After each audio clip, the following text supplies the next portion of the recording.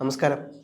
എല്ലാ കാലത്തും ഏതെങ്കിലും വികസനം വരുമ്പോൾ, പ്രത്യേകിച്ച് നമ്മൾ കണ്ടതാണ് കൊച്ചി മെട്രോ വരുന്നതോ അല്ലെങ്കിൽ കൊച്ചി ഇൻ്റർനാഷണൽ എയർപോർട്ടിൻ്റെ കാര്യം വരുമ്പോൾ, അതല്ലാന്നുണ്ടെങ്കിൽ കൊച്ചിയുടെ സ്റ്റേഡിയം വരുമ്പോഴേക്ക് പിന്നീട് വലിയ തരത്തിൽ പ്രക്ഷോഭങ്ങൾ ആരംഭിക്കുകയും അത് തടഞ്ഞു നിർത്തുകയും അതെല്ലാം എന്താ പറയുക, ഈ പറഞ്ഞ കോർപ്പറേറ്റുകൾക്ക് വേണ്ടിയിട്ട് എഴുതി കൊടുക്കുന്ന പ്രക്രിയയാണെന്ന് പറഞ്ഞുകൊണ്ട് രംഗത്തോട്ട് വരുന്നൊരു പാർട്ടിയാണ് CPM.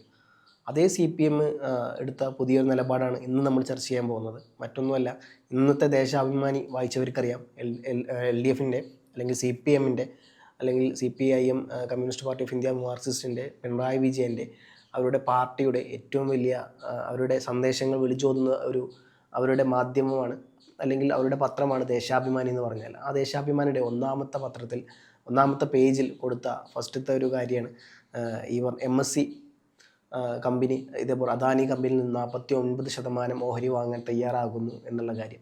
അപ്പം അത് LDF സർക്കാരിൻ്റെ കൂടിയുള്ള ഒരു മുന്നേറ്റത്തിൻ്റെ ഭാഗമാണ് ഇപ്പോൾ ഈ കണ്ട പ്രക്രിയ എന്നുള്ളതായിരുന്നു ദേശാഭിമാനി ഇന്ന് കൊടുത്ത ഫ്രണ്ട് പേജിലുണ്ടായിരുന്ന ഒന്നാമത്തെ കാര്യം. ഇതേ സാധനം തന്നെ ദേശാഭിമാനിയുടെ ഒഫീഷ്യൽ വെബ്സൈറ്റിലും അവർ ഡിക്ലെയർ കൊടുത്തിട്ടുണ്ടായിരുന്നു. അത് പിന്നീട് പെട്ടെന്ന് ഡിലീറ്റ് ആവുന്നത് നമ്മൾ കണ്ടു. മാത്രമല്ല, പെട്ടെന്ന് നിയമസഭയിൽ ഈ പറഞ്ഞ പോലെ MSC കടന്നുവരവിനെതിരെ രാജ്യത്തെ എന്താ പറയുക, വലിയ തരത്തിലുള്ള സുരക്ഷാ വീഴ്ചയിലോട്ട് ഇത്തരത്തിലുള്ള കമ്പനികൾ വന്നു കഴിഞ്ഞാൽ ഉണ്ടാകും എന്നുള്ള കാര്യങ്ങൾ പിണറായി വിജയൻ പറയുന്നു.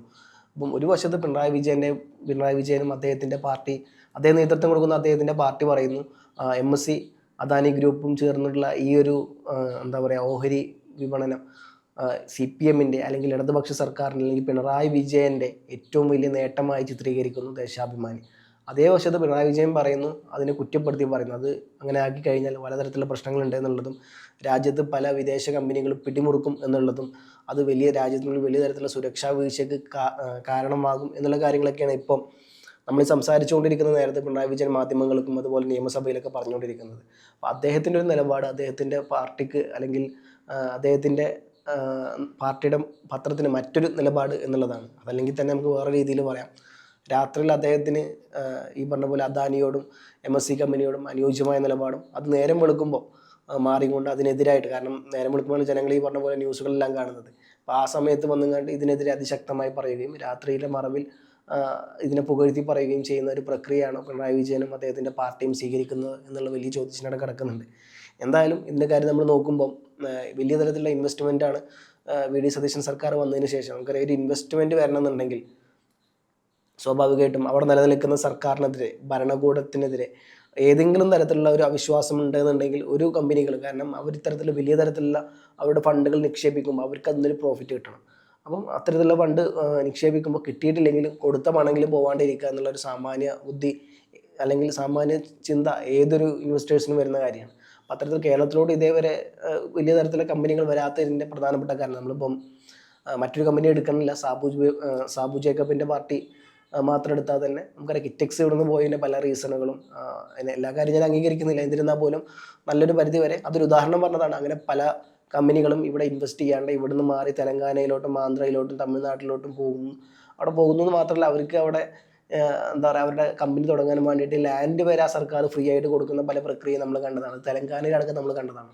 അപ്പോൾ എന്തായാലും ആ സർക്കാരിനെ അപേക്ഷിച്ച് ആ സർക്കാരിൻ്റെ നിലപാടെന്താണ്, ആ സർക്കാരിൻ്റെ ഐഡിയോളജി എന്താണ്, ആ സർക്കാരിൻ്റെ നിലനിൽപ്പിൻ്റെ അവർ മുമ്പോട്ട് വെക്കുന്ന ആ കാഴ്ചപ്പാടെന്താണ്, ഇതെല്ലാം ആശ്രയിച്ചാണ് ഓരോ കമ്പനികളും, വിദേശ കമ്പനികളും അല്ലെങ്കിൽ രാജ്യത്തിനുള്ളിലുള്ള പല കമ്പനികളും നിക്ഷേപത്തിന് ഒരുങ്ങി വരാറുള്ളത്.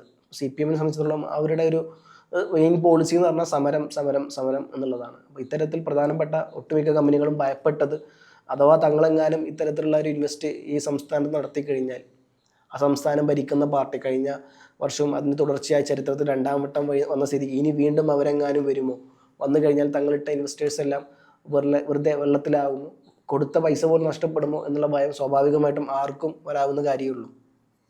അതിൻ്റെ ഭാഗമായാണ് ഇതുവരെ വലിയ തരത്തിലുള്ള ഇൻവെസ്റ്റ്മെൻ്റ് ഒന്നും ഇവിടെ വരാണ്ടിരുന്നത് പോലും.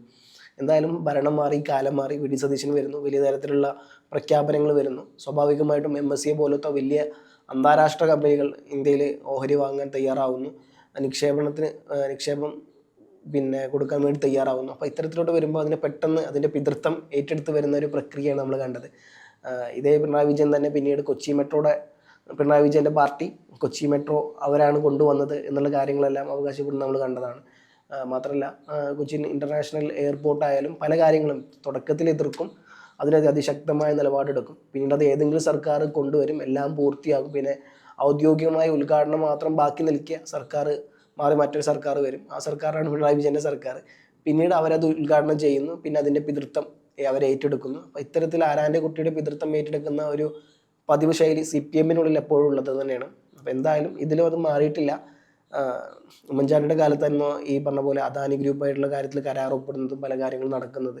തുടക്കത്തിൽ അത് പിണറായി വിജയൻ എതിർത്ത് പറഞ്ഞെന്നുണ്ടെങ്കിൽ പിന്നീട് അത് അവരെ പാർട്ടിയാണ് അതിന് പൂർണ്ണ അധികാരം കൊടുത്തത് എന്നുള്ള കാര്യം വരുന്നു. എന്തായാലും പോർട്ട് അവിടെ സ്ഥാപിതമായി, അത് മുമ്പോട്ട് പോകുന്നു. വലിയ തരത്തിൽ MSC പോലുള്ള കമ്പനികൾ ഇപ്പോൾ അതിൽ ഇൻവെസ്റ്റ് ചെയ്യുന്നു. ഇപ്പോൾ അവർ പറയുന്നത് പിണറായി വിജയൻ്റെ ദീർഘവീക്ഷണത്തോടു കൂടിയുള്ള അന്നത്തെ ഭരണത്തിൻ്റെ മികച്ച ഒരു ഉത്തരവാദിത്വത്തിൻ്റെ അല്ലെങ്കിൽ മികച്ചൊരു നേട്ടത്തിൻ്റെ കാര്യം കൂടിയായിട്ടാണ് ഈ MSCയുടെ ഈ വരവിനെ അവർ എടുത്തു പറയുന്നത്. എന്തായാലും പിന്നെ CPM-ൻ്റെ ഔദ്യോഗിക പത്രമായ ദേശാഭിമാനി ആദ്യത്തെ പേജിൽ തന്നെ പറയുന്നത് ഇത് CPM-ൻ്റെയും പിണറായി വിജയൻ്റെയും വിജയമാണ് എന്നുള്ള തരത്തിലാണ്. പക്ഷേ ഇതേ പിണറായി വിജയൻ നിയമസഭയിൽ ഇന്ന് പറയുന്നത് അങ്ങനെയല്ല, ആ കമ്പനികൾ ഇവിടെ വന്നു കഴിഞ്ഞാൽ രാജ്യത്തിന് വലിയ തരത്തിലുള്ള പ്രശ്നങ്ങൾ ഉണ്ടാകുന്നുള്ളതും സുരക്ഷാ വീഴ്ച ഉണ്ടാകുന്നുള്ളതും പലതരത്തിലുള്ള പ്രശ്നങ്ങളും അദ്ദേഹം പറയുന്നുണ്ട്.